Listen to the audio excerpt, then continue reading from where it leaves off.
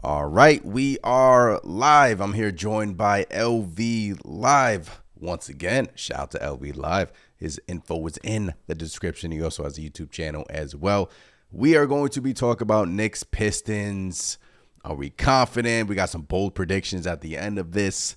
And look, LV, how are you? How you feeling to start off? Yeah, we could just start from there and just it's gonna be a fun convo talking about Knicks Pistons. I just want this series to start, man. I mean, it's been a while since this New York Knicks team has played, right? Yeah, it feels like a mini All-Star break, man. So it's been really cool. I think it's also too. It's great to get everybody back, and we got a fully healthy team, right? I think this is the first time all year, right? Everyone's been fully healthy.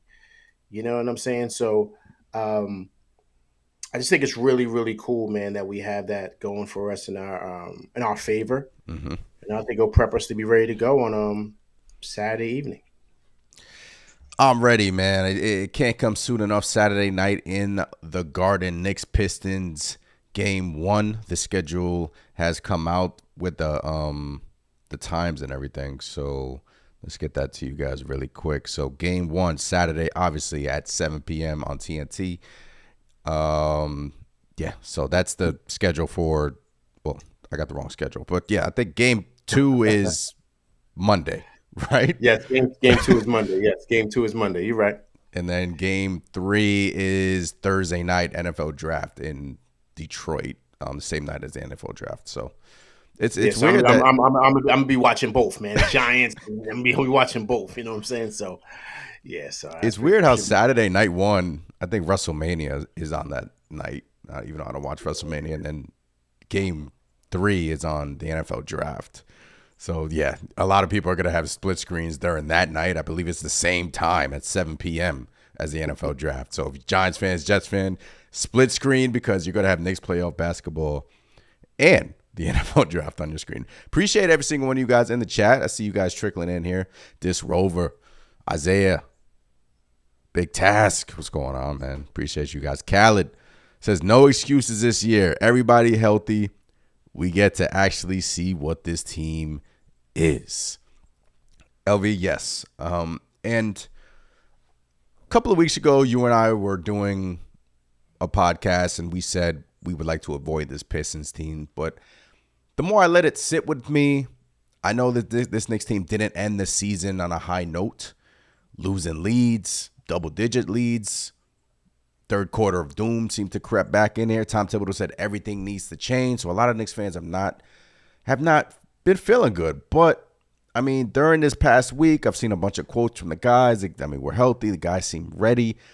I just feel a sense of confidence from this club. And of course, we got playoff Brunson on the horizon as well. I'm feeling good, LV, is what I'm trying to say. And look, game one, I can't wait, but I'm feeling good. I feel like this Knicks team has a great opportunity to advance, and they should advance. And yeah, so 2 weeks ago, we were like, we would like to avoid Detroit. Now I'm like, look, Detroit's young. They're scrappy. Yes, they're talented. They got Cade. Obviously, we'll talk about how to defend him and whatnot. But LV, I'm feeling good, man. Yeah, man, definitely. I mean, you and I both. I mean, I definitely was one of the people that really was strongly against playing Detroit. I really wanted Milwaukee. Yeah. But seeing how Detroit and seeing the matchups, I watched a couple of games back and I reviewed them games, especially the first game. And I'm leaning more towards the first game than the other games. And the reason why I say that is because the first game we blew them up by 30. It was very easy work, shall I say? And that's when we weren't even playing our best basketball, Yeah. and we made it look effortless. Now, yes, Detroit has gotten better. We understand that, but the matchups are the matchups. The players are the players. Nothing has changed. So, what I've sensed from this team with us is that we get up for teams, then we get down to teams. Sometimes we could play down to teams level, right? And so a couple of times with excuse me, not with Boston, with Detroit, I saw that we just didn't seem to be totally focused into the game. Certain things we were doing, just certain decisions we were making, we just did not seem locked in. Mm-hmm. And that was with all the games, right? And so but when I saw moments in the games when we were locked in, we were doing things easily against this team with no problem. Where they have to do things one on one through Cade. Everything goes through Cade. Everything goes through Cade. Yep. So you take him away, they're really nothing. I mean, people could talk about Dennis Schroeder and how he's played well in the Olympics, and there was times when they had the World Basketball Classic and he got the best of Brunson. I mean, blah blah blah. Like, I don't care about that. I'm not worried about no Dennis Schroeder. I'm just not. So when you look at the team and you look at from top to bottom, if we come in, we play our A game, and we're really really locked in. Josh Hart with these jump passes and all this other nonsense. There's no way this team can beat us. I give them maybe one game, but if we're locked in, I just don't see it, man. Just matchup wise, I just don't see where they match up with us really really well. So to me, I think that I'm feeling a lot more optimistic about this series than I did about 2 weeks ago. Likewise, and I feel good about this team. Look, I really do. And look, I think one key area that this Knicks team, look, Pistons are a great rebounding team, and this Knicks team has, I think they're middle of the pack in rebounding. And like Pat Riley said, no rebounds, no rings. I mean, you got to rebound the basketball, and I think that's why Josh Hart, I think, is going to be a key in this series because, the jump passes like you mentioned and the pump fakes. And he says, look, last year, you remember Nick Nurse was leaving him open. And first, I mean, during that round, he was actually hitting his shots. And then second round comes around and it was a different story. But he said he's been working on his shot. So I'm confident in Hart because we've seen this song and dance before. We've seen him play well in the playoffs. And Josh Hart is, one of the heart and souls of this team. So, look, no rebounds, no rings. So I think this Knicks team has to hunker down in terms of rebounding the basketball. They got a lot of great rebounders over there in Detroit. But like you said, Cade is the guy. I mean, the offense runs through Cade. I'm not necessarily afraid of him scoring. He's going to get his points no matter if you put OG on him, Mikal, Hart, Deuce. You could try anything. He's going to get his points. It's his playmaking, LV, that kind of makes me nervous because we've been seeing the drop coverage from the New York Knicks, and he eats that alive. I mean, he's been eating that alive all season long. So Cade is going to get his points, but it's how this Knicks team decides to defend him, and if they decide to blitz him, if they decide to double team him. So he's ahead of the snake, like you just said. So I think Cade is, obviously he's on everyone's mind, as he should be, because as he goes, the Pistons go. They feed off of him. He's their guy. And I believe we have a game plan to shut him down, quote unquote, shut him down. But yeah, it starts with Cade, and then they have shooters around him. But yeah, man, I'm feeling good. I'm feeling confident about this team. I am. Yeah, I mean, as you should. I mean, of course, I think you never get to the point where you feel so overconfident you Yeah. just totally disrespect your opponent, right? And I think that that's where the Knicks were when they played this team a couple of times. They didn't take them seriously. So Mm-hmm. I think you're going to see a very serious team, and I think to your point, I think Josh Hart is going to be ready to go. I think he understands um, what the expectations are because it is the playoffs. It is New York City. There's no other place better than to have playoff basketball in MSG. It's nothing like it. So I think with Josh Hart, what he always does, which I think is great, is he rises to the level. He just does. He's proven that since he's been here.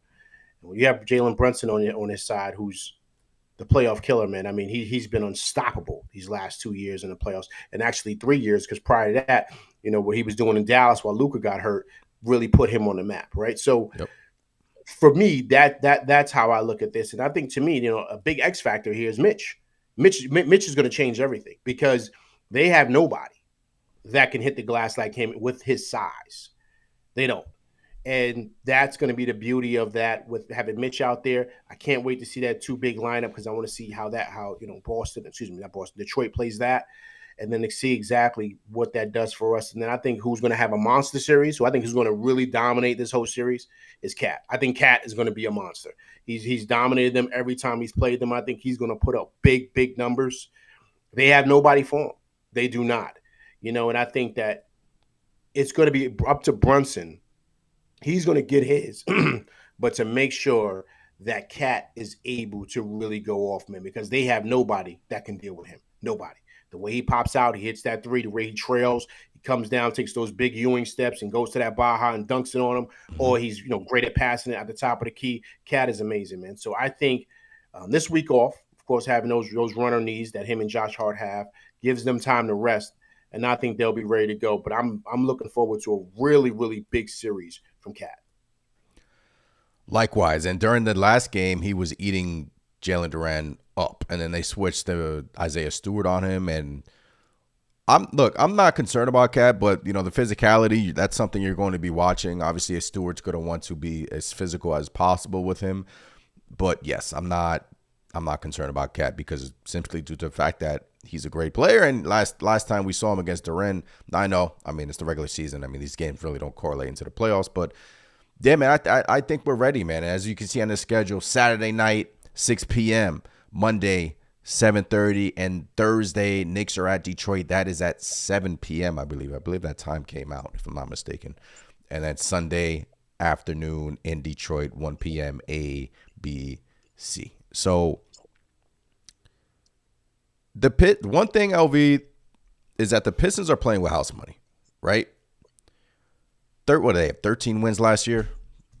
Terrible team. Everyone wrote them off. Now they're in the playoffs, and no one really expects them to win. You have all the ESPN analysts picking the Knicks. So they're playing with house money, and if they lose, they're going to be like, hey, they overcame a terrible situation last year, and they signed some vets, and they made it to the playoffs. It's a successful season for them. But so I guess you could say that the house money aspect is I don't know.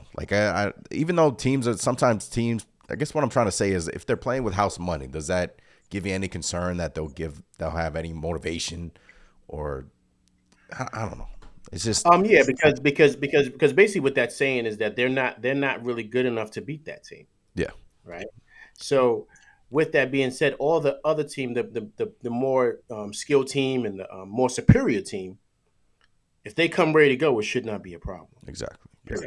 And so for me, that's why I look at it that way. Now, if they match up well with us, kind of like how Philly was last year, that's a different ballgame. Right now, we got a different story because now you have two evenly matched teams who have, two top dogs, right? Brunson and, of course, Embiid, and Maxey was a monster last year against us, right? So you got two official dogs going against the Knicks, and, we didn't really have nobody but Brunson, right? We didn't. You have other guys, Dante, but I'm speaking of on the level of Embiid and Maxey, right? So that's a tough hill to climb, right? So that looks like a totally different matchup than this.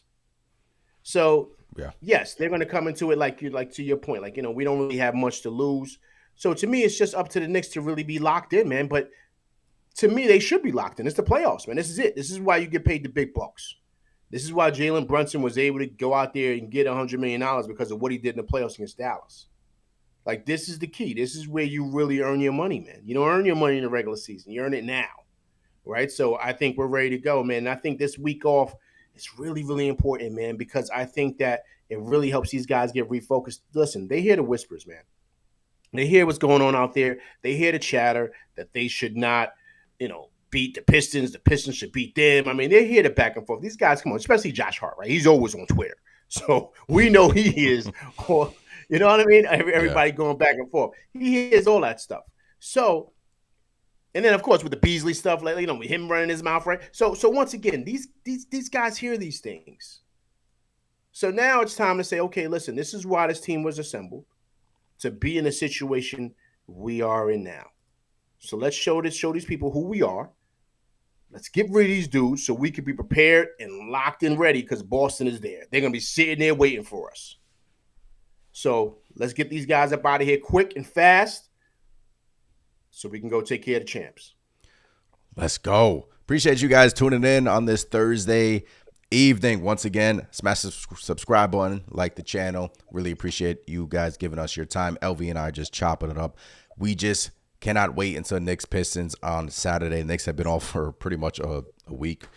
Feels like forever. And we're just anxious to get to game one. So you mentioned Towns and Mitchell Robinson together, LV. I don't think we'll see a heavy dose of Cat and Mitch combo in this series. because the Pistons don't really have a lot of size, right? I think Stewart's what, like 6'8". Durant is Mm-hmm. like 6'9", 6'10". I know they're a Yes. great rebounding team. There has been rumors on X that you could possibly see more of Mitch and Cat in this series, but I think you would kind of save that until the next round. But of course, I mean, what do you think? How do you think the Knicks structure that lineup in terms of Mitch and Cat? Do you think they go to a starting lineup of a Mitch and Cat in this series, or do you think they stick with their guns and stay with a Josh Hart and just keep on bringing Mitchell Robinson off the bench? Well, I think they're gonna stick to their guns. Tibbs is gonna stick to what's worked. I mean, they won 51 games this year with this, so why Yeah. would he change, right? So I understand that. But I do see, I have to disagree with you. I do see a lineup where this Okay. works. This works big time. And the reason why is because um, with Isaiah Stewart, you can have Mitch on him. And with Tobias Harris, you can have Cat on him.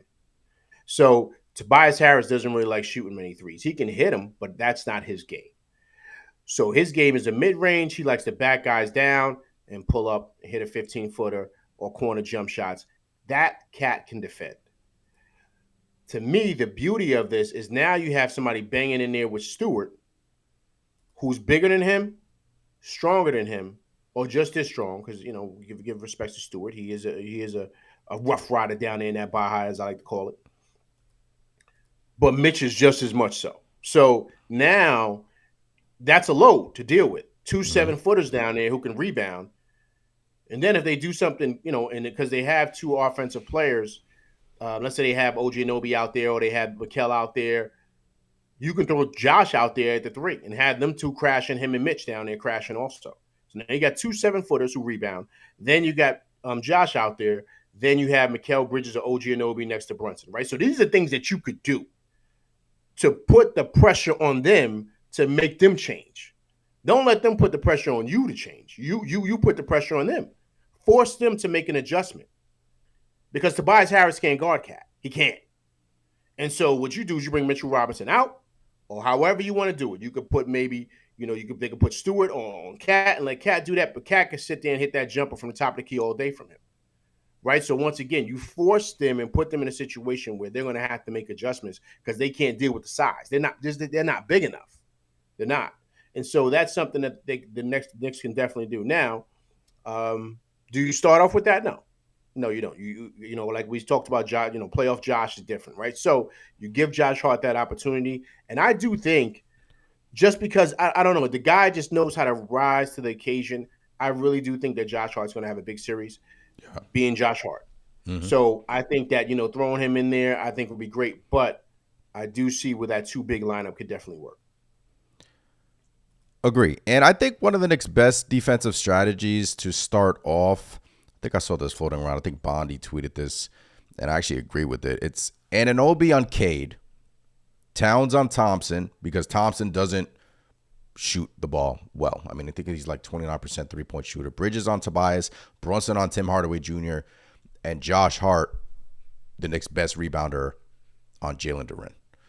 I think you can get away with that. This way you can go through switches and, it negates kind of Duren crashing the boards a little bit. So I think the Knicks have a lot of, lineups they can play with in this series. And yes, but I agree. I think Mitch is going to be very valuable and key in this series because, look, he's a good player for us. So it's this series, next series, he's going to be extremely valuable for this team. And Tom Thibodeau, I think, early on in the week hinted that he likes the Mitchell Robinson and Karl-Anthony Towns pairing. And then he said he's not afraid to go to it because then he has Precious Achiuwa off the bench if he were to, like, let's say, start a Cat and Mitch together. And a lot of Knicks fans were like, Precious Achiuwa, like, are you joking, yada, yada, yada. Look, Precious was good for us last year in the playoffs. I know last year's last year, this year's this year, but Yeah. Hey, listen, man, Precious is solid, man. He can come in yeah, and give solid minutes, right? So, but once again, that's up to Tibbs to play the matchup game. That's his job, man. He's got to push the right buttons because that's what the playoffs is, right? Pushing the right buttons. Even if your guys don't have it going, you got to pay attention to the flow of the game, and through that, you got to press the right buttons to make sure you make the right subs. I will have to disagree with Bondi there. I don't think OG Anunoby starting off on Cade is good. If you look at the numbers, you don't? Mikal Bridges has been better against Cade. He's been better against Cade. Now, I'm not saying towards the end of the game when Cade is maybe tired, to me, then you could put OG Anunoby on him because that could wear him down. You see? So to me, you start Bridges off on him because I like OG Anunoby off ball because that's where he gets a lot of those steals. He kind of plays like a free safety in football. He pretty much kind of shades in. And then I love his size going against Tobias Harris, right? So remember, Tobias is about 6'8", 6'9", about the same size as OG Anunoby. So he's way bigger and stronger than Bridges. He'll give Bridges problems. Mikal and Cade are the same size. They're 6'6". So I like that matchup to start off, though, Ant. I love that to start off. Towards the end of the game, maybe when Cade starts let's say it's getting close and it's fourth quarter, you see him start warming up. To me, then you could switch OG Anunoby on him to push him around, put his forearm on him, make him tired, make it tougher for him because he's got a bigger guy on him now. And it's fourth quarter, that's when your legs start dying out, right? Because now you've been playing, I don't know, let's say 38 to 40 minutes. It's 6 minutes left in the game. Your legs are tired. Now you got this big 6'8" athletic monster on you. So now you got to deal with that. And you've been dealing with Bridges the whole game. So to me, that's where I would like that going down the stretch, doing that. Mikal first starting off on him, and down the stretch, switching Anunoby on him. I don't mind that either. I'm all eyes on that when the first, the tip-off happens at 7 p.m. on Saturday. Who guards Cade? It could be Mikal, could be OG. It's either one of them to start off. But, yeah, you can throw Mikal on him because, look, Cade has muscle over Mikal. So, not to say, Cade, not to say Mikal, can't get pushed around because sometimes he can be. But, yeah, I like that strategy. This is where you go to OG late game. Cade's already tired, and you throw this 6'8", demon on him, full of muscle. Yeah. Let's tire him out. Listen, Ant, I got to give you shout outs because you was the one that put up the Michael Myers poster of him standing there looking all scary like it's Halloween. I remember you did that for OG Anunoby. So yeah, on X. So to me, that's the guy you want closing out the fourth on him. Like your best defender on the guy that's pretty much the head of the snake. That's what you want. OG Anunoby's going to fight over screens. He's going to make it tough for Cade. And so, Cade's the next thing coming, man. He's the next up. So, you're going to have to do that to really kind of slow things down for him. And then also, too, you don't want him to get in a situation where, he's facilitating those corner shooters like Beasley, like Hardaway Jr. You don't want them to start cooking because now that opens up the court. Because then once they start knocking it down, and now Cade, it's like Skittles. You know what I'm saying? He could do what he wants. So you got to make sure those guys are taken care of, and just be you, man. Just be you. They cannot keep up with the Knicks offensively. They just can't. And then the beauty of all this is that watch out for the whole situation of Cade on Brunson. If they put Cade on Brunson, pay attention to the early foul trouble with Cade because remember the last matchup, guys. The last time we played them, the Knicks were handling this game. We had those guys easy, and we didn't even have our whole team. Brunson started getting Cade in foul trouble. Like I said, you guys got to go back and rewatch those games. The last game we played, he started getting Cade in foul trouble, and they were struggling with that. Pay attention in the playoffs of Brunson getting Cade in foul trouble. Pistons foul a lot, and I believe they lead the league in ejections. The Minnesota game 2 weeks ago probably put them over that hump, but they get frustrated. And you saw last time Brunson and Cade going back and forth. So yes, and look, playoffs, they're going to call a different game, but watch that. Duren fouls a lot. Cade can get himself into foul trouble. Stewart uses them fouls. Okay, if they don't want to be disciplined, if they want to, complain with the referees, I think this is good. This is going to be a lot of technicals in this series on their side. And I think possibly a couple of ejections. I don't know. This could get crazy, LV. I don't know. So, they're talking about the bad boys, Pistons, this. That's all we're hearing out of Detroit this coming week. And look, whatever hypes them up. But yes, good observation regarding that. So, yeah, they lead the league in ejections. And I think that's, some information to get out to you guys. All right, hit some of these comments. Appreciate you. El Figgy says the key to our win is actually Mikal Bridges. Mikal has been our most effective defender against Cade. El Figgy, bring in the stats. Mikal holds Cade to 38%. OG only holds Cade to 63%. And Cat is laughable. It's like 77%. L Figure bringing the stats. I love that. Yeah, awesome, awesome, awesome. Crab's dad says L Figure bringing the stats. Mike says, what's good, y'all? Who ready to get them brooms out? Because I am. Knicks just need to come out like how they came out every postseason and just do their thing. I almost feel bad for Detroit. Then he says Detroit is inexperienced and they just don't have enough. It's Cade's casket basketball for them. We got 7 guys, and who is going to play every single night? Cade, D Wade, high top fave. Knicks in 4. See, you sense the confidence coming out, LV. You sense the confidence.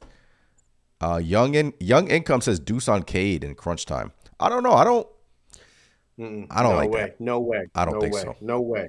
No way. That's bad. That's really bad. That's gonna spell doom. Listen. Look, I love Deuce, man. I love Deuce. I love what he brings. What Deuce has issues with is size. Yeah. Cade is too big. He's 6'6", man. I don't know if you guys have seen these guys in person, man. These guys are huge, man. When you see these guys up front, when you guys come up to these guys, I'm a legit 6'3". When you see these guys, you like, wow, now I see why they be doing what they doing. Yeah. So these guys, he's 6'6", man. He could just shoot over Deuce. To me, the matchup for Deuce is I want to put him on Schroeder. I want him to slow Schroeder down. That's what I want for Deuce. Deuce needs to stay far away from Cade. Far away. And don't get me wrong, if you want to get him a couple of situational times, on a switch, get foul trouble, right, exactly. Then yeah. But no, not like that, man, because he's going to lick his chops, man. He's going to lick his chops because he can shoot right over him. And Deuce has had a problem with that all season, guys. As good as he is, he's had an issue with that all year. It's just he's just not big enough to handle a lot of these bigger guards.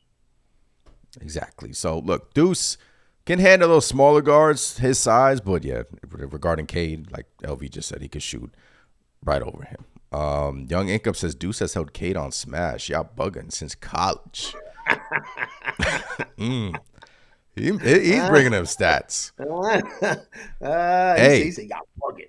We're not, doubting Deuce, but when the Knicks have Mikal, OG, look, there's going to be opportunities for Deuce McBride to guard Cade. Like, let's say Mikal's out, OG's out, a switch. They're going to have, Deuce guarding Cade. I'm fine with it, but Cade is such a great player that, look, he's such a great player at reading drop especially. So, read and react, man. You got to just neutralize him as much as possible. I know it's extremely hard, but it's his first go-around in the playoffs, so you don't know if he's going to be rattled. A lot of those guys could be rattled too. So, yeah, but I'm feeling good, LV. I am. In terms of the coaching match, you think it's going to be a chess match between Tom Thibodeau and Bickerstaff over there?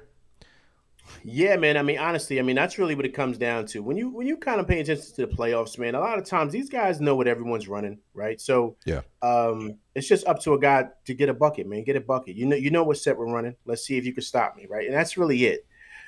But it's the really good coaches that know how to throw in a little wrinkle, right? To change up certain things. Maybe they run a different type of lineup out there. Maybe they run a different type of set play. Maybe they throw out a zone defense or they blitz you at a certain time. Like, it's just those little nuances. And to me, Tibbs has had the edge on Bickerstaff, right? He's really kind of had his number. So we got to see going forward. Has Bickerstaff learned anything from his, last time when he was in Cleveland? And the Cavs struggled against the Knicks. They just did because of matchups, and I think just Tibbs outcoached them. So now, what does this look like now going around? Now, the reason why I think he's going to have a harder time is because he doesn't have the horses that he had in Cleveland. He doesn't. He has Spider Mitchell. Mm-hmm. We know Mobley, Garland. Right? Look at all the top guns that he had. So this is a little different. He's going to play a different brand of basketball. But he in a 7-game series is difficult now because now all they need to do is focus on you. He's going to need to find ways to get these guys to score. He doesn't have the offensive power or power punch, like he did in Cleveland to deal with the Knicks. So now he's going to really have to get in his bag and try to figure out some things because to me, this should be a cakewalk for Tibbs. He should be coaching circles around this guy just because of the players that he has and what he knows of Bickerstaff's tendencies from the last time he played Cleveland. Yeah, I think despite what has been said about Tom Thibodeau, I think the Knicks have the upper hand in terms of the coaching this series. Look, Tom Thibodeau a couple of years ago outcoached JB, ran circles in that series where the Knicks took the Cleveland Cavaliers 5 games, and that was it to beat them.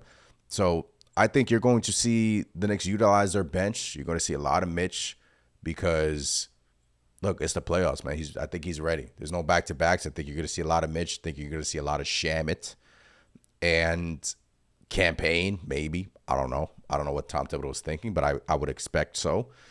And obviously the starters are going to play a lot. And I asked Chris LV his X factor, so I'm going to pose this question to you. Who do you think is the X factor for the New York Knicks? And I guess we can say the Pistons as well in this series. Who is your X factor? It could be multiple X factors. It could be a couple. Just who do you think? I know you mentioned Cade earlier. Do you think he's the guy that needs to set the tone?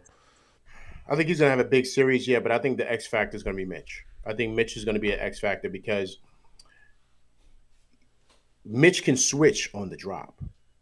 So he can guard Cade at the top of the key like he did Jason Tatum, right? We saw that. So Mitch is athletically and defensively good enough to switch and get on a an offensive guy at the top of the key and move with him and block his shot.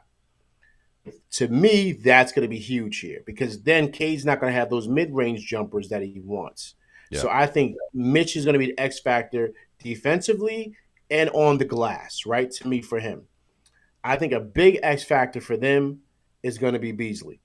He's got to knock down shots, right? He led the league in quarter three percentage this year. He was just a marksman from out there. Mm-hmm. If you can keep him calm and keep him settled, and then him not knock down threes and start doing the shimmy and all that good stuff that he likes to do, I think we'll be fine. Because Tim Hardaway, he disappears in the playoffs, man. I mean, he did that last year with Dallas, right? That's why he didn't really play that much. So I'm not really too worried about him. I mean, you pay attention to him, yes, but he hasn't been the one that's really been killing Knicks. It's been Beasley. Beasley had a big game in the Garden. You know what I mean? So that's because he, had a lot of wide open threes. So to me, that's their X factor. If he starts knocking down threes, we got to kind of pay attention to that and watch out for that. I said it before. I think Cat is. I know it's like he's one of the next best players, but I think he can have a big series. And I'm watching him, and obviously Mikal, I think, can have a big series as well.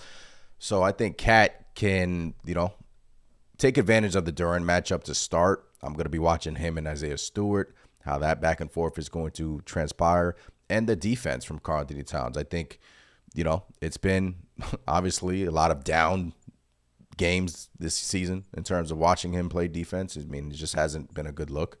So I'm going to be watching that. And I think if he can overcome his, discrepancies on that end, I think this Knicks team has a tremendous shot. And in terms off the bench, LV, Landry Shamet has been playing really well for this team lately to end the season. And I think if he can come in and give them 2 to 3 threes off that bench, catch and shoot stuff, I think, it's really going to be hard for this Pistons team to keep up.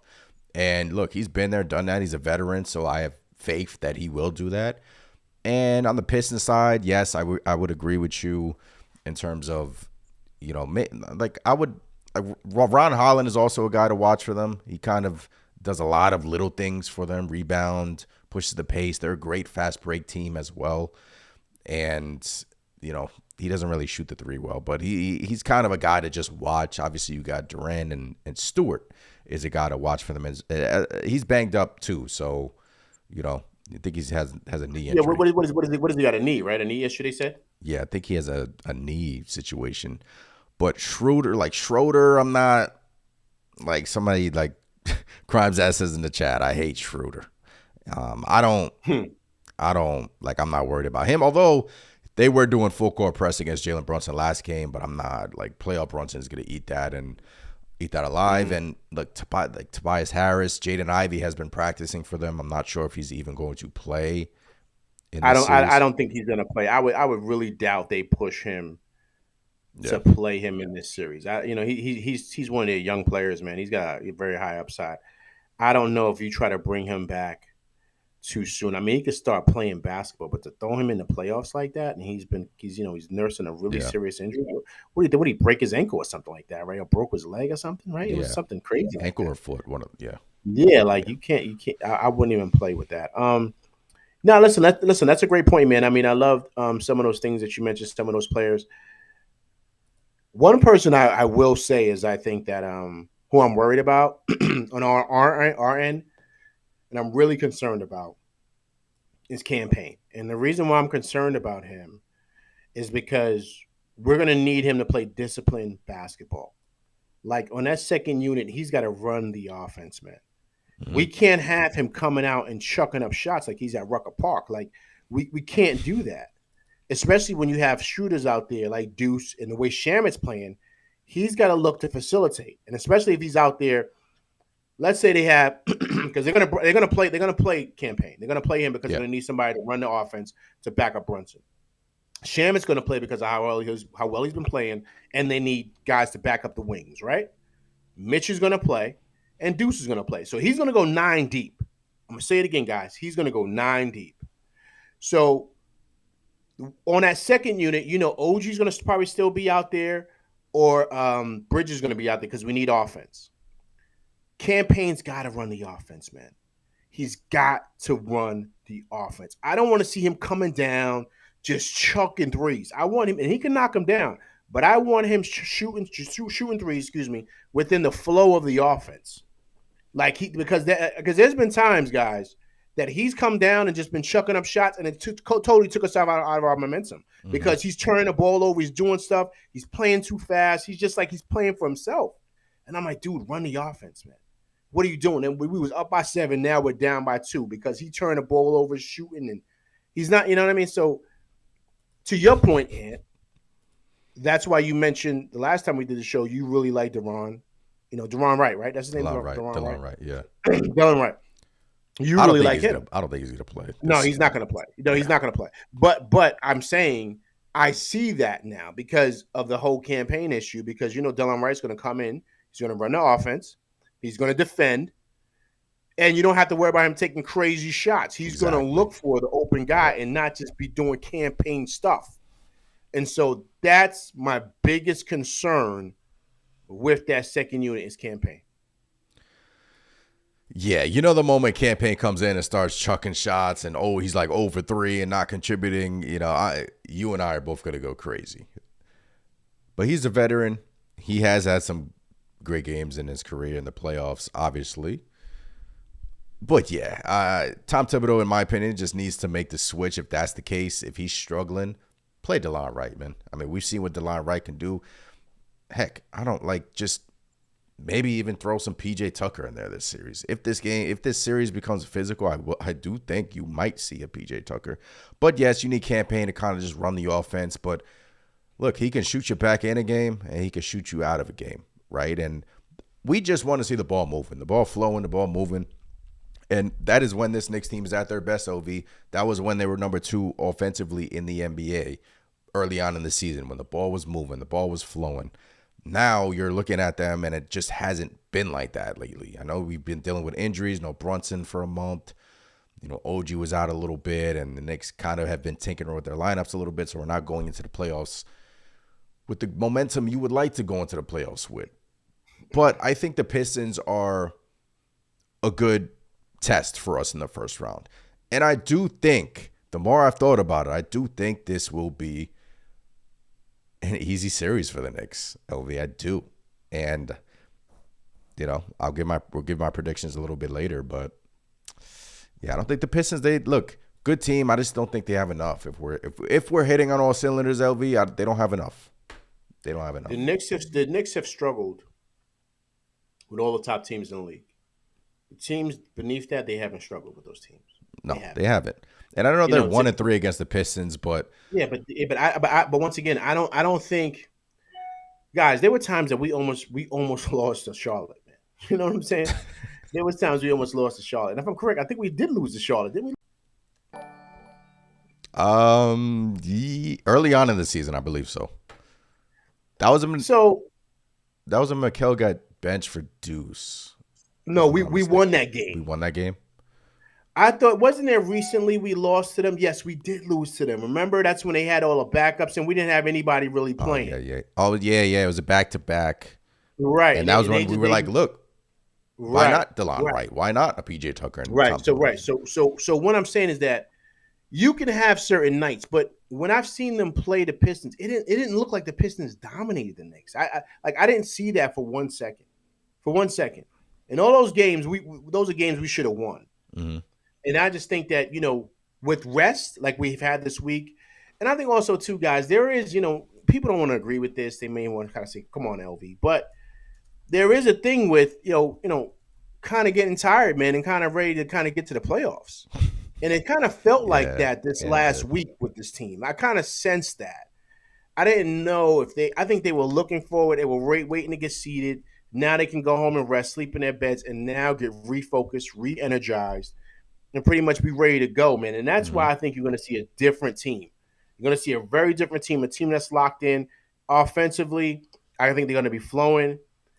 And to me, and I said this on my show, this is all on Tibbs, man. This is all on Tibbs. This is the best team he's had since that Chicago Bulls team.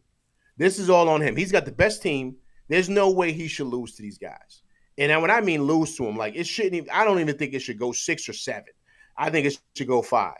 And this is an easy opportunity for him to kind of quiet the haters, man. Because guys, remember, if anybody knows the numbers and know the stats, Tibbs got out of Chicago in year 5. They got rid of him. Uh-oh. This is year 5 with the Knicks, right? So we got to pay attention to those things. Like, has he reached his ceiling? I want to give him an opportunity to show differently. But guys, I'm gonna say it again. This is the best team he's had since that Chicago Bulls team. So to me, as much as we're saying this is easy, because we're looking at the matchups, there's no way this team should even hold a candle to us. Mm-mm. So this is where it comes down to him pressing the right buttons.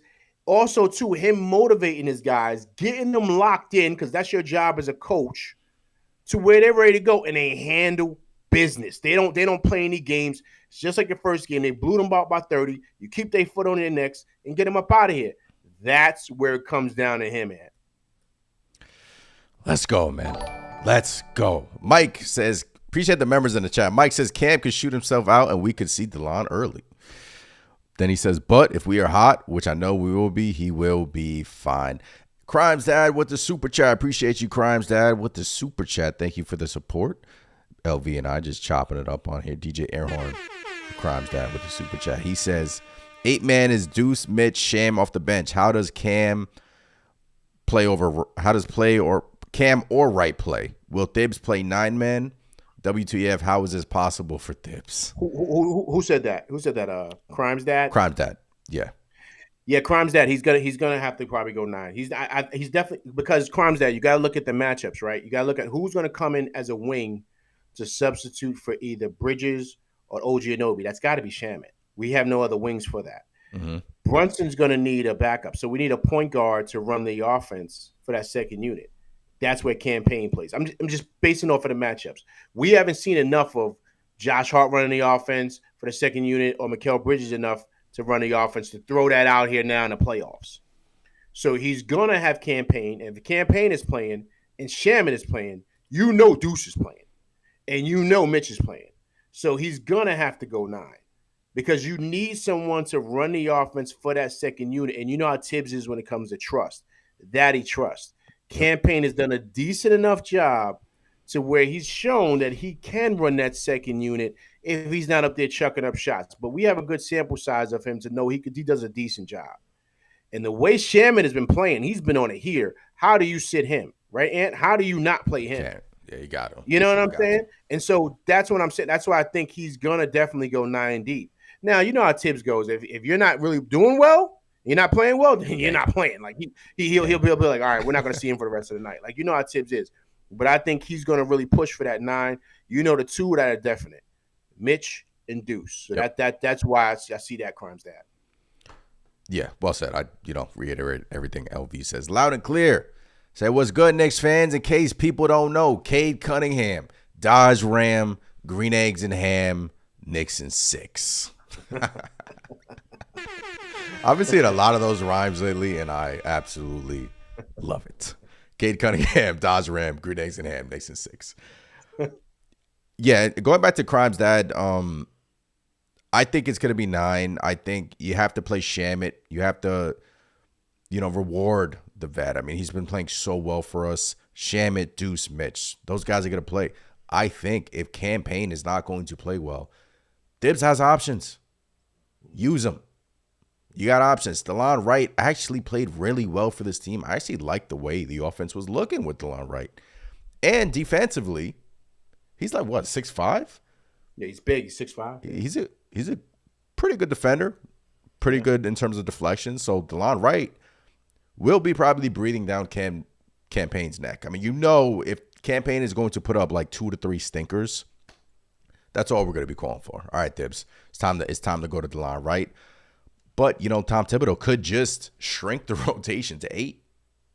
And he could just be like, all right, no Campaign. I'm just going to play Shamit, Deuce, and Mitch. And that's it. Yeah, especially if he comes out like doing nonsense. Like Tibbs will sit him down. He won't because remember earlier in the season we were saying like, yo, why we don't see Campaign? And it was like he was doing like certain things and Tibbs didn't like that. Remember, he didn't play for like a couple of games and he might come in for like 2-3 minutes, but you wouldn't see him again after that. You know what I'm saying? So we already know how Tibbs is, guys. Like that's what he is. So to Ant's point, I think he goes 9.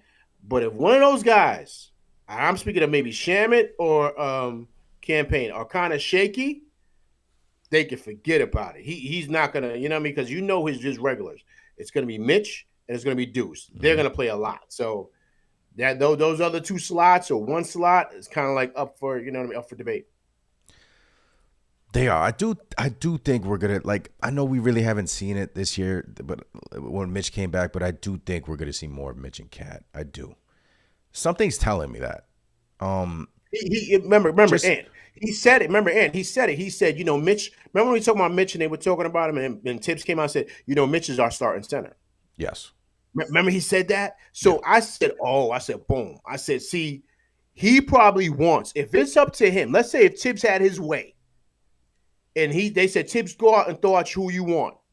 I would not be surprised. You ready, guys? If he has Mitch and Cat starting, OG Anunoby, Josh Hart, and, of course, the captain, and Bridges coming off the bench. I would not be surprised if he because listen, Bridges is fairly new.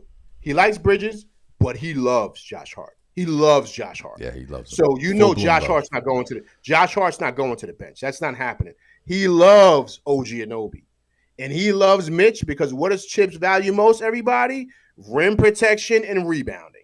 That's his claim to fame. That's what he loves. And he loves Mitch. And so then you could put Cat at the 4, the same thing they did in Minnesota. That's what Tibbs really wants to do if he had his way. And so, now that they're pretty much saying, okay, all gloves are off, Mitch is all yours now, I would not be surprised if Mitch is playing 30-plus minutes.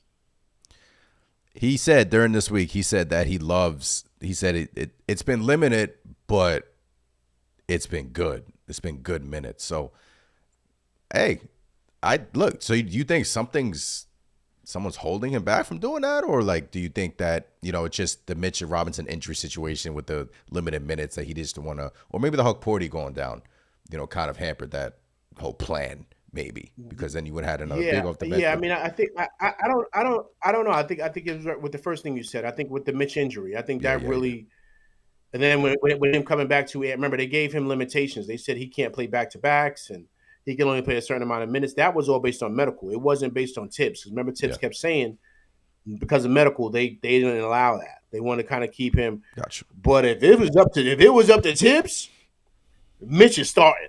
Because that's what he loves, man. He loves rim protection and rebound. That's just his thing. That's his claim to fame, man. So and he will put Cat at the 4, and Mikal Bridges will be coming off the bench. Because listen, guys, Josh Hart's not coming off the bench. Josh Hart is starting. He loves Josh Hart. He loves Josh Hart. He loves Josh Hart. What did he play the other game? He played 48 minutes? What was that? Yeah, if Thibs could play, look, if Tom Thibodeau was constructing a player in a lab, it would be Josh Hart. He loves him, right? He loves him. He does everything well for us. And we think he's going to have a big series. LV and I opened up this pod talking about we think Josh Hart is going to have a big series. I know, teams sag off of him. They're probably going to throw – I mean, they have been throwing their centers on it. But, yeah, like LV, if he was to, construct a player in a lab, it will be Josh Hart. Because, yeah, he loves him, LV. I mean, there's full-bloom love. Him and Josh Hart. Agreed. Hey, big shouts to Monkey W. Wrench Built. He says, remember Tibbs calls Mitch out our starting center. Exactly. That's what I just said. He said that. So that he's telling you right there what he sees. That's what he wants to do. He wants to start Mitch at center and have Cat at the 5. Cat at the 4. Because once again, like I said, that's what he loves. And once again, the other thing he loves is size. If you're big and you can rebound and block shots and do all that stuff that he likes, you can't coach those things. He loves that. So if he can put his biggest lineup out there, he's going to do that. And just imagine, guys, OG Anunoby at the 3, Mitch and Cat for your front line. That's a formidable front line. 2 7-footers and a 6'8" guy that's built like LeBron. Tibbs would – I don't want to say what he would do. Pause. But he would just go bananas. He'd be like, yo, this is what I always wanted, right? So I'm just saying that's exactly what he wants. But because of Mitch's injury and all those things, that's why he hasn't really been able to pretty much press go. But I would not be surprised if we see a lot of that in this playoffs. I would not either. Appreciate you guys in the chat. Got a poll in the YouTube chat. Knicks fans, how are you feeling heading into the Pistons series? Confident we got this. Cautiously optimistic. Nervous but hopeful. Not feeling great so far. Confident we got this is at 62%. 47 votes. Appreciate every single one of you that voted. Yeah, LV and I are confident that, this Knicks team should be able to handle this Pistons team. And look, we'll give our predictions in a little bit, but I'm fairly confident, man. If this Knicks team, I know they haven't really been playing at their highest level, and they really haven't gone into this postseason giving you any sense of confidence, especially since the quotes after that Cavs game, LV, when Thibs says everything needs to change. And He told on himself right there, man. He told on himself. He gave a little bit too much, and I think he spoke out of frustration. So, yeah, man. So that was kind of it was rough. Yeah, that was rough. He misspoke. He pulled the Mikal Bridges. You know what I'm saying? He's mad at Bridges. He pulled the Mikal Bridges right there. I honestly didn't know how to feel after he said that, but that just showed me that there was something going on maybe in the locker room. I don't know. Look. Yeah. He didn't like how they ended off the year, man. I mean, most of his teams usually end off strong. But, man, listen, man, these guys have been playing a lot of basketball, man. I think they probably just got, a little bit run down. Once again, I don't want to make excuses. I know it sounds like I am. I know it sounds like LV's making excuses, but I really, truly think that these guys were looking forward to the playoffs. I just think that they were ready, man. And I think they were kind of like just looking forward to that, having that week off, kind of like the All-Star break. That's what I think. Also, too, quick sidebar. Remember how much he loves Josh Hart, right? Just to chime in on this. Remember, guys, before Dante got traded, there was the issue going on about Dante coming off the bench and how he didn't want to come off the bench, remember? And we thought that it was going to be Josh Hart when Mikal Bridges came here, that he was going to be coming off the bench. It wasn't. It was going to be Dante. Mm-hmm. Remember, Dante had to argue and complain and said, I never said I had an issue with coming off the bench. This is how much he loves Josh Hart, guys. Dante was going to have to come off the bench instead of Josh Hart. He just wants to keep Josh Hart out there. So be prepared for Josh Hart to play, what do you say, between 44 and 48 minutes a game.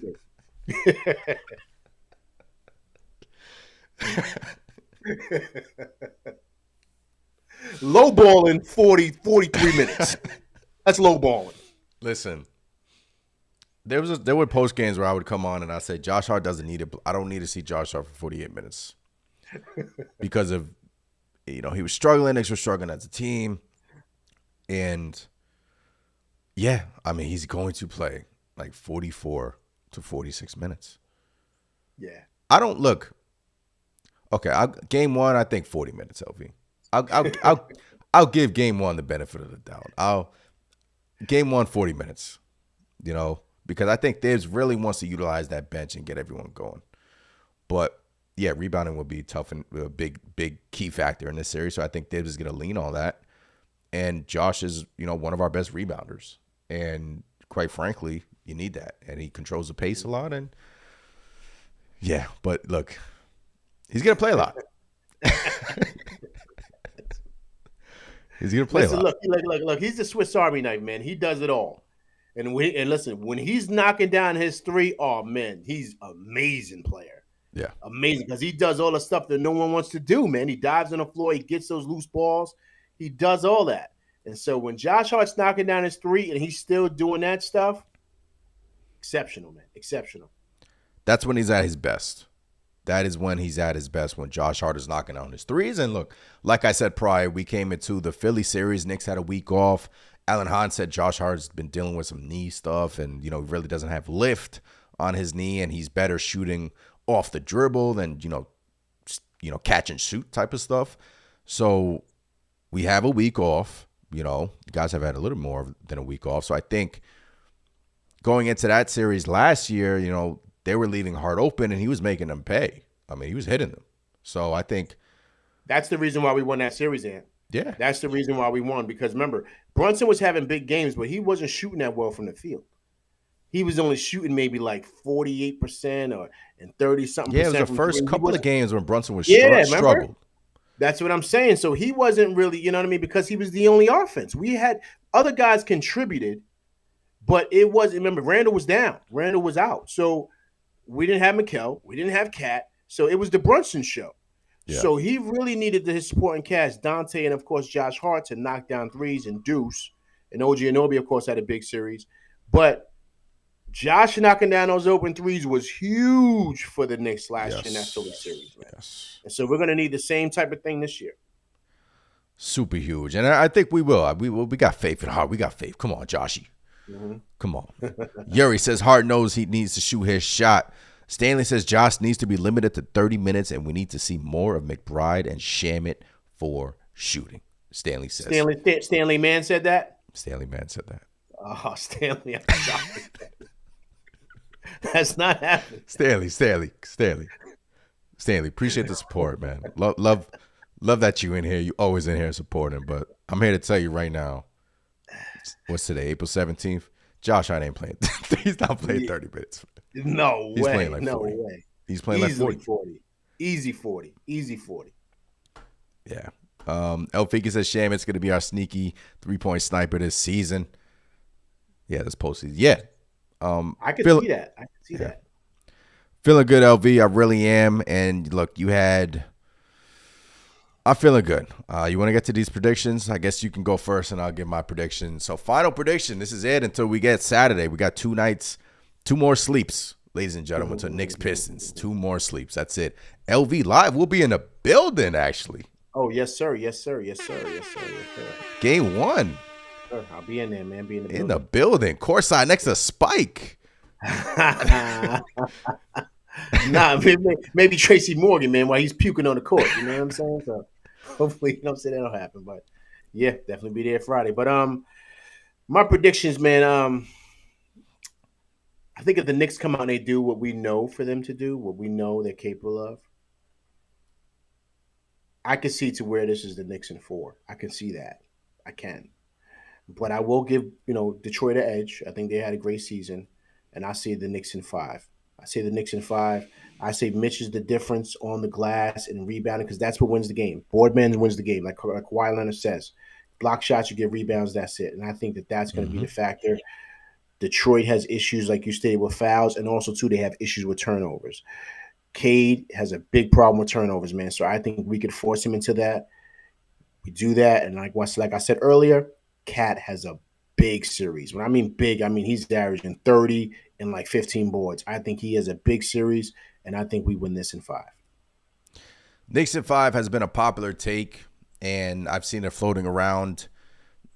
And look, I think this Knicks team, look, I know they're not playing really well, to end the season, blowing leads, 5 straight double-digit blown leads.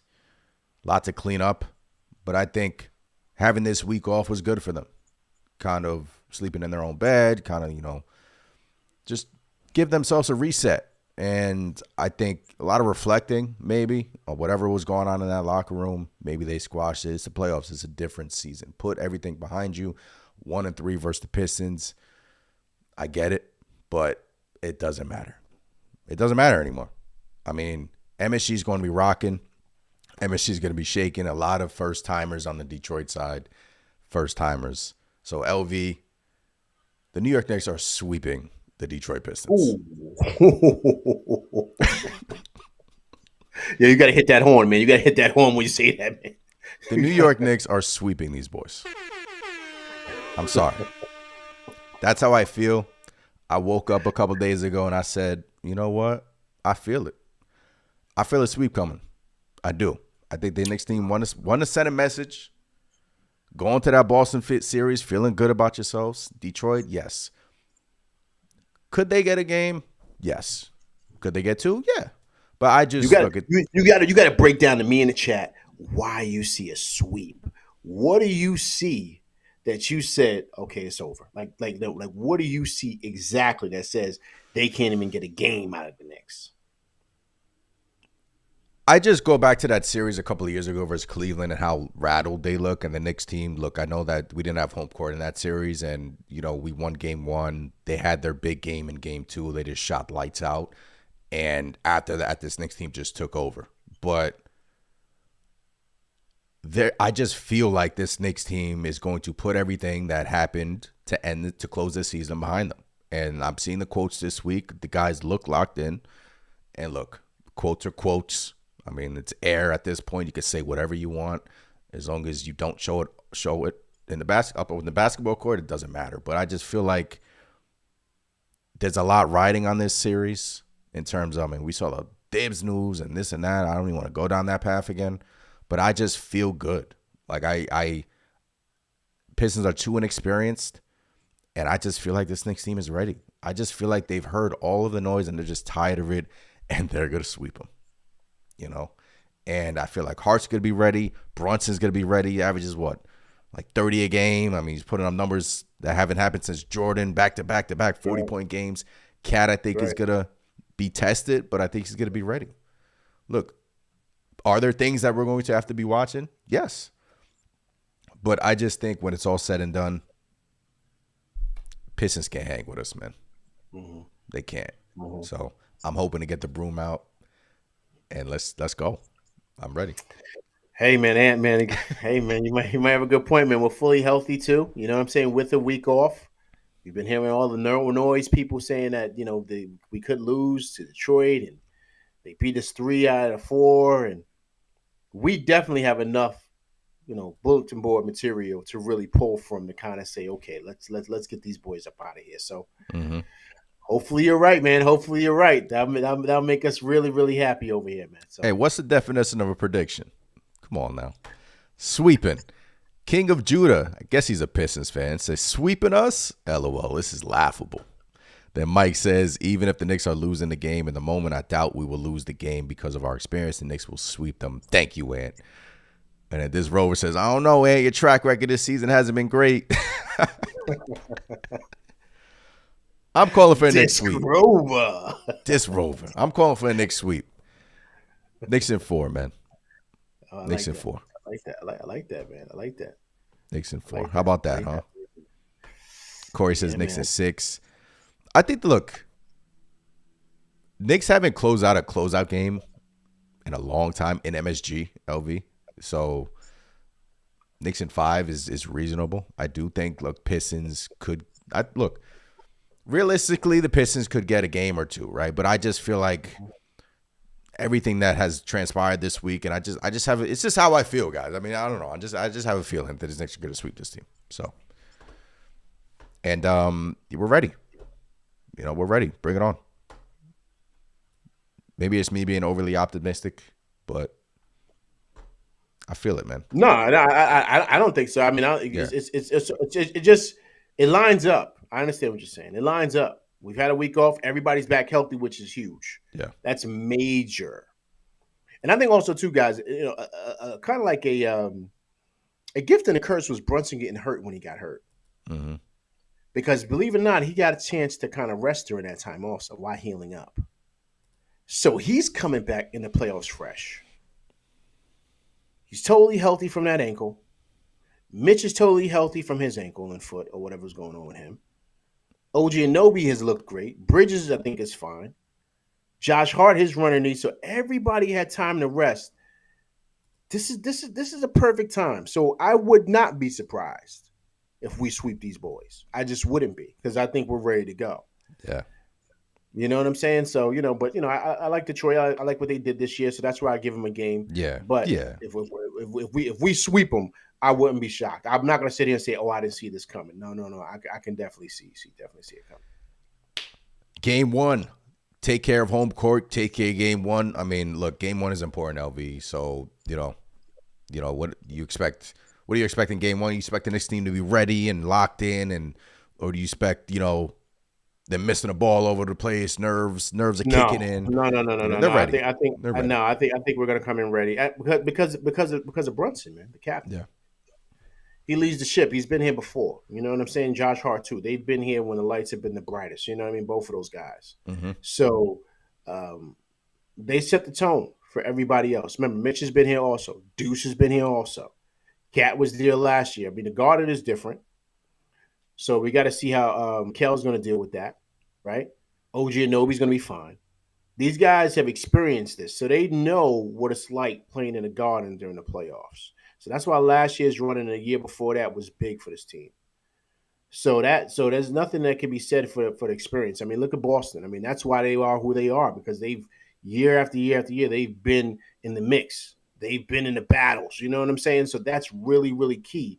And so that's why I think they're going to come into Saturday night ready to go. Unlike Detroit, they're going to be kind of like the lights are going to feel really, really bright, for them. Kind of similar, like you said, in that Cleveland series. Mm-hmm. So I'm really expecting the Knicks to come out. I wouldn't be surprised if we blow them out by 30. I wouldn't be surprised by that, because I think this week off is really giving them that time to do that. So I wouldn't be surprised if Saturday we blow them out and pretty much kind of sets the tone for the rest of the series. Zaire says, "Sweep. Do you guys watch Detroit? They have the best player in the series. Knicks finesse Pistons, dog." So Zaire, I don't know if they got the best player in the series. They don't. Jalen Brunson is the best player in the series. Brunson's different, man. Brunson's different. Playoff Brunson is different, man. Listen, guys. Look, the regular season is the regular season. There's a reason why they have two. There's a reason why they have two MVPs. They have an MVP of the regular season and the MVP of the finals. There's a reason why they do that. Yeah. Because this is a different type of thing, man. When you get in there, this is why. People struggle with the playoffs. Randall had a great year, but he struggled in the playoffs. There's a reason why. Everything gets blown up, man. So you got to be ready to go, man. And nobody deals with pressure better than Brunson. So to me, that's why I give him 1A and give Cade number 2. Cade is an amazing player. He is. And no shade at Cade. He's an awesome player. But we want to see how it looks in game one. But Brunson has done this for years. I mean, these last couple of years with the New York Knicks, even in Dallas, he was smoking dudes in the playoffs. Yeah, he was. Like, the lights aren't bright for him. He rises up to the occasion. Like LV just stated. Some guys don't. I mean, some guys don't. Randall, we saw how it was firsthand with Randall. Shooting, 30-something% from the field. I mean, now he's talking like in Minnesota that this is his best opportunity to win to go far in the playoffs and win a championship. I mean, more power to him. I'm hoping nothing but the best for him and the Timberwolves. I think actually have a shot against the Lakers. But, yeah, it's JB, guys. I mean, I don't want to go through the numbers. I mean, you guys can, I've been through the numbers before. He's awesome. And when he struggled like he did in the first couple of games in terms of, field goals in Philly versus Philadelphia 76ers, he adjusted. And he turned into playoff JB. So Pistons don't really have anyone to guard him, and they can throw Tobias at him. Cade can maybe try to guard him. I mean, JB's different in the playoffs, guys. We're gonna witness it on Saturday evening. Can't wait, man. Yep. LV, this was fun, man. Yes, this was fun. Let's get ready. Anything else you wanted to say before we head up on out of here? Nah, man. Just like you said, man. Let's get ready. We got 2 days, and we'll be there, man. Playoff time, and that's it. After that, 1 game on, 1 game off, 1 day in between, 2 days in between. Now it's playoff basketball, man. This is the best time of year, man. So let's go. It's go time. Appreciate you guys hanging with us. LV also has a YouTube channel. Again, we rock every single week bringing you guys Knicks content. Link is in the description. LV Live. This was fun. Cannot wait. Playoff basketball starts on Saturday. So get your popcorn ready. I'm Anthony from Knicks Nation. I'll catch you guys next time. Have a great night. Enjoy your weekend. Peace.